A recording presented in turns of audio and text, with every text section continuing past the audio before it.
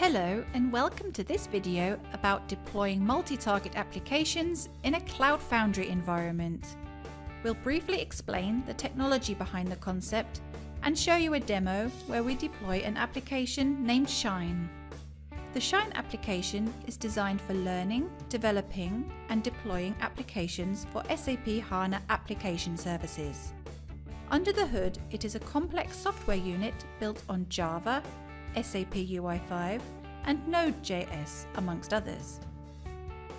So how do we deploy such a complex software unit to the Cloud Foundry environment?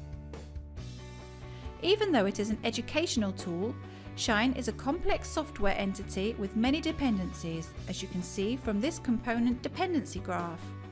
The increased complexity creates new challenges, one of which is the application deployment itself. So how do we address this complexity?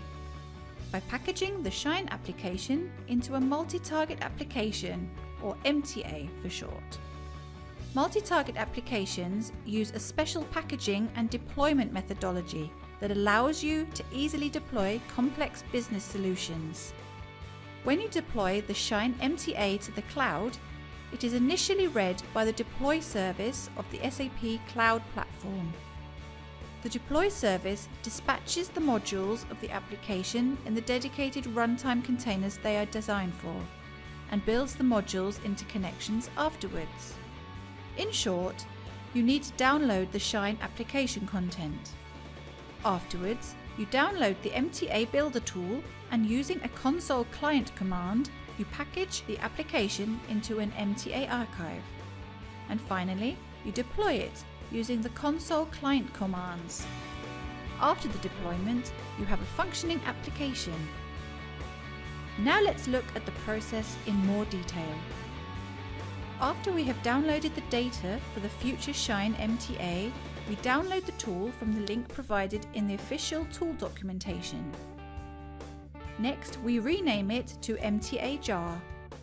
For the sake of convenience, we copy it to the directory containing the Shine content and MTA deployment descriptor. Now we bundle the MTA archive. In a command prompt, we enter the command that instructs the MTA Builder tool to compose the archive from its surrounding files. At the end of the process, you are notified and you can see the ready MTA archive that we'll deploy in just a minute. The next step is to log on to the Cloud Foundry. We need to know the specific endpoint to which we want to connect. In our case, we check the SAP Help Portal documentation for this information. We connect using the Cloud Foundry API command, log in with our credentials, choose our space and organization, and finally use the Cloud Foundry deploy command with this name of the MTA archive to start the deployment. This takes several minutes, and during this time you can monitor the process in the SAP Cloud Platform cockpit.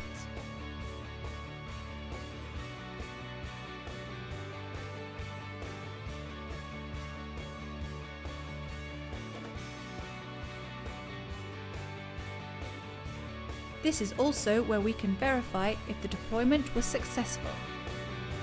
Now we've seen the MTA deployment, let's take a look at the undeployment process.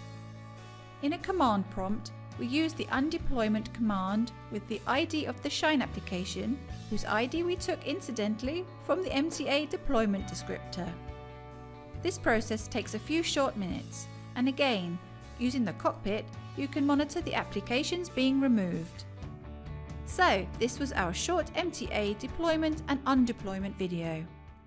For more information, see the blog about deploying the Shine demo application or the blog about deploying business solutions using MTAs in the SAP Cloud Platform.